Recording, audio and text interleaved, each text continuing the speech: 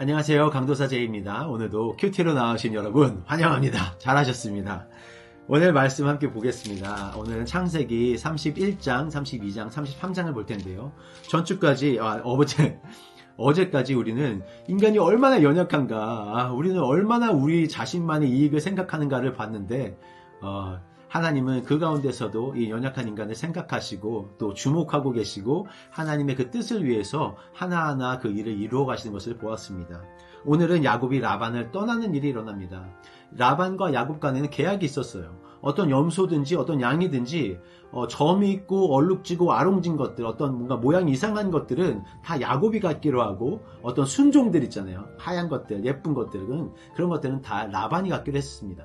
당시 상황에서는 순종이 당연히 더 평가가 좋았고 품종이 좋았고, 그리고 더 많은 생산을 하고 있었기 때문에 이런 점박이들은 다 이렇게 따로 분류가 됐었거든요. 그러니까 라반에게 있어서 야곱의 이 제안은 너무나 좋았던 겁니다. 그런데 웬걸 실제적으로 보니까 갑자기 점박이들, 아롱진 것들, 이런 얼룩무늬 있는 것들이 점점 많아지는 거예요. 그러니까 라반의 아들들이 기분이 너무 나쁜 겁니다. 아니, 이놈이 우리 아버지의 재산을 자기가 다 가져가네? 이게 점점 순종보다는 이런 얼룩진 것들이 많아지니까 점점 라반과 그 아들들은 야곱을 보는 눈이 달라지기 시작했어요. 이 모든 일들을 20년 동안이나 야곱이 행하게 되는데, 그 긴 기간 동안 야곱의 고통스러운 어려움들이 이 31장에 잘 나타나 있습니다. 하나님께서 먼저 야곱에게 떠나라는 말씀을 주시죠. 자, 31장 3절에 여호와께서 야곱에게 이르시되 네 조상의 땅 내 족속에게로 다시 돌아가라. 내가 너와 함께 있으리라 하신지라. 야곱의 떠남의 시작은 바로 하나님이셨습니다. 야곱은 계속해서 하나님과의 교제가 있었던 그 20년 동안 여러 가지 어려움이 있었지만 야곱은 참고 있었어요. 그리고 때를 기다리고 있었던 겁니다. 그런데 어느 순간 하나님이 말씀하시죠. 우리 배웠던 듯이 부르심은 떠남에서 시작됩니다. 야곱은 이제 하나님의 부르심으로 라반을 떠날 마음을 갖게 되고, 마음을 먹자마자 자기의 동역자들 라헬과 레아, 그리고 그 외에 자기의 시종들에게 이 모든 사실을 얘기합니다. 그리고 공감을 얻어내죠. 자, 어떤 일들이 있었는지, 그동안 내가 어떠한 어려움이 있었는지를 하나하나 다 이야기합니다. 야곱이 얼마나 어려웠는지를 한번 보면, 이 모든 라반의 양들을 기르고 가축들을 기르고 있었을 때 이 가축들이 없어지거나 뭔가 무슨 일을 당했을 때는 야곱이 자기의 모든 것들을 다 동원해서 그 손해를 메꾸어주는 일들을 하게 되었었습니다. 그리고 또한 10번이나 라반이 자기의 그 웨이지를 바꾸고 또 바꾸고 거짓말을 해가면서까지 자기에게 이런 부당함을 행했던 것들을 이제 야곱이 토로하게 되죠. 그런데 감사하게도 꿈에 하나님이 나타나셔서 이렇게 하여라 라는 하나님의 음성을 들려주십니다. 그것이 바로 양 중에 얼룩진 것과 점박이들, 이런 것들을 너희 것으로 하라고 이렇게 하나님이 지혜를 주시죠. 그 지혜대로 했더니 이 많은 물질들, 이 많은 가축들이 야곱에게 생긴 겁니다.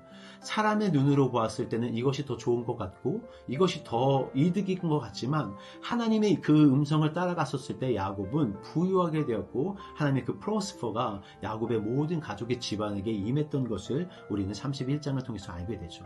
그래서 모든 사람의 동의를 얻어내고 그 가족은 라반을 떠나 이제 도망치듯 하게 됩니다. 왜냐하면 라반이 자기가 간 걸 알게 되면 뭔가 꼬투리를 잡아서 자기의 것을 다 빼앗을까봐 야곱이 그랬던 것 같습니다.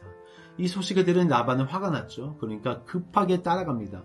그리고서는 마침내 그 무리를 잡았는데, 그런데 그 밤에 하나님이 라반에게 나타나시죠. 그리고서는 라반에게 말합니다.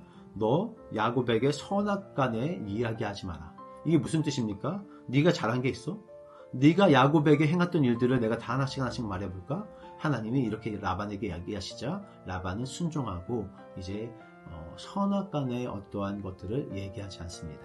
그래서 다행히 이제 야곱은 라반에게서 멀리 떠나갈 수 있었던 것이죠.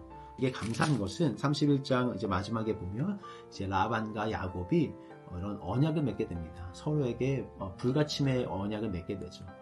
이게 크리스찬에겐 참 중요한 일 같습니다. 어떤 사이가 안 좋은 일이 있었더라도, 어떠한 좀 마음 상한 일이 있었더라도 마지막을 잘 마무리하는 이런 모습들이 참 크리스찬들에게는 필요한 것 같다는 생각이 듭니다.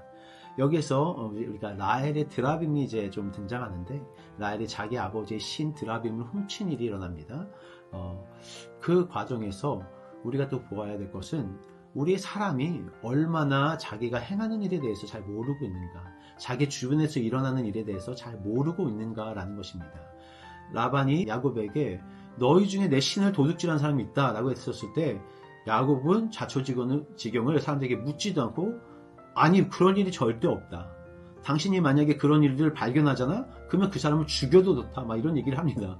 그런데 사실 자기가 제일 사랑하는 그 라헬이 그런 일들을 벌였던 것이죠. 이걸 볼 때 얼마나 사람이 자기는 이노센트하다고 생각하고 자기에게는 어떤 결점이 없다고 생각하지만, 우리의 모습 속에 또한 우리가 가지고 있던 어떠한 모서리 가운데 어떤 잘못된 것은 있지 않을까. 우리 인간이 생각하기에는 나는 진짜 괜찮았어, 나는 잘못한 것이 없었어 라고 말하는 어떤 사건에서도, 어떤 사람은 나의 완벽함 때문에 상처를 입은 사람이 있고, 내가 완벽하다고 행했던 어떤 일로 인해서 어떤 사람은 마음에 어려움이 있을 수 있다는 것을 우리가 이 성경을 통해서 또 볼 수 있던 것 같습니다. 자만하지 마라. 다 알 수 없다. 너의 주변에서 일어나는 모든 일을 네가 알 수 없다. 그것을 우리가 또 이 성경을 통해서 봐야 되지 않을까 생각합니다. 라헬은 결국 이 드라빔을 도둑질하지만, 다음 장에서 또 보면 이런 우상들이나 금부치들 이런 것들을 다시 하나님께 드리고 묻어놓는 일들을 우리가 또 보게 돼요. 이것은 이스라엘 백성이 애굽을 나왔을 때 똑같은 일들이 있습니다. 애굽 사람들이 자신의 신상과 금부치와 여러 가지 보물들을 주었을 때, 이것들을 가지고 나온 이 이스라엘 사람들이 그것을 하나님께 드리는 장면들이 또 우리 출애굽기에서 볼 수 있는 내용들이죠. 그래서 이것이 또 이 독자들에게, 우리가 이방신을 섬겼지만, 애굽의 신들을 섬겼지만 우리가 다시 이것을 하나님께 돌려드려야 되는구나 라는 것을 배울 수 있는 것이 또 창세기라고 생각합니다. 그리고 이제 라반을 떠났지만 더 큰 문제가 사실은 야곱에게 있었죠. 그것은 바로 형 에서와의 만남이었습니다. 20년이 지났지만 에서가 과연 아직도 나를 죽이려고 생각하고 있었을까? 아직도 나를 미워하고 있을까? 이 두려움은 너무나 컸을 거예요. 왜냐하면 에서의 이 부족, 에돔의 이 족속들이 엄청나게 커졌거든요. 그러니까 야곱이 이제 가나안으로 다시 내려오면서 얼마나 많은 고민들이 있었겠어요. 자기가 이룬 것도 많지만 에서가 이룬 것들은 또 그 외에도 더 상상보다 더 많았었던 거죠. 그러니까 야곱이 내려오면서 하나님께 기도하는 내용이 드디어 32장에 나옵니다. 자, 야곱이 말하죠. 9절에서 12절까지 하나님이 내게 전에 말씀하셨잖아요. 베델에서 하나님 말씀하셨죠. 나를 지키고 이끌어 이 땅으로 다시 돌아오겠다고 하셨잖아요. 그러니까 하나님 제발 나를 좀 도와주세요. 내가 좀 무섭습니다. 어렵습니다. 그러니까 하나님이 또 거기서 야곱에게 응답을 하십니다. 내가 반드시 너를 축복할 거야. 하지만 인간의 이 두려움, 어려운 마음들을 우리가 또 보게 됩니다. 그리고선 이제 형에게 선물을 먼저 보내죠. 형이 이 선물을 받고 좀 좋아지면 괜찮겠다. 근데 만약에 이 선물을 받지 않고 이제 나를 죽이려고 기세양양해서 막 오면은 내가 도망가야겠다 하고서는 선물들 보내고, 그 다음에 자기 가족, 시종의 자녀들, 그 다음에 레아의 가족, 그 다음에 이제 라헬의 가족, 그 다음에 자기는 맨 뒤. 이렇게 이제 자기는 모든 도망갈 준비를 다 해놓고, 그리고선 이제 마지막 그 밤을 맞게 되는데, 그때가 이제 모든 사람들은 다 신의 이 약국 강가를 건너가게 하고 자기만 이제 그 뒤에 남았던 겁니다. 그리고서 이제 하나님을 만나게 되는 일이 일어납니다. 모든 것을 다 내려놓고 이제 하나님께 간구하며 나아가는 이 시간, 그때 24절에 야곱은 홀로 남아 어떤 사람과 밤새도록 씨름했다고 합니다.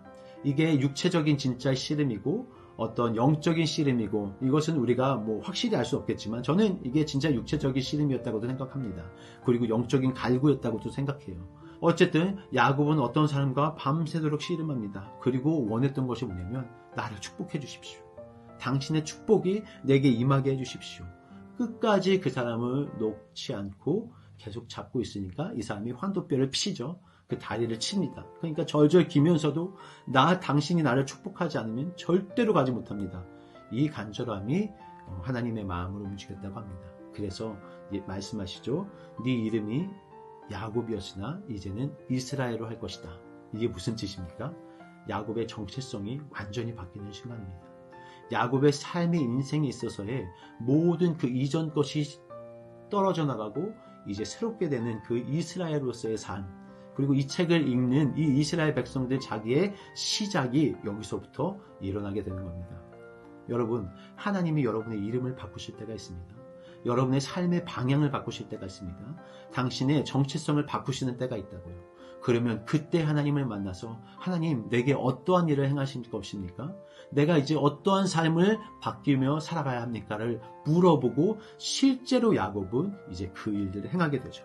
그 두려움 많았던 야곱이 32장 24절에서는 모든 사람을 보내고 맨 뒤에서 홀로 남았던 그 야곱이 하나님을 만난 후에 이스라엘로 그 이름이 바뀌면서 33장 3절에는 어떻게 하냐면 그들 앞으로 나갔다고 합니다.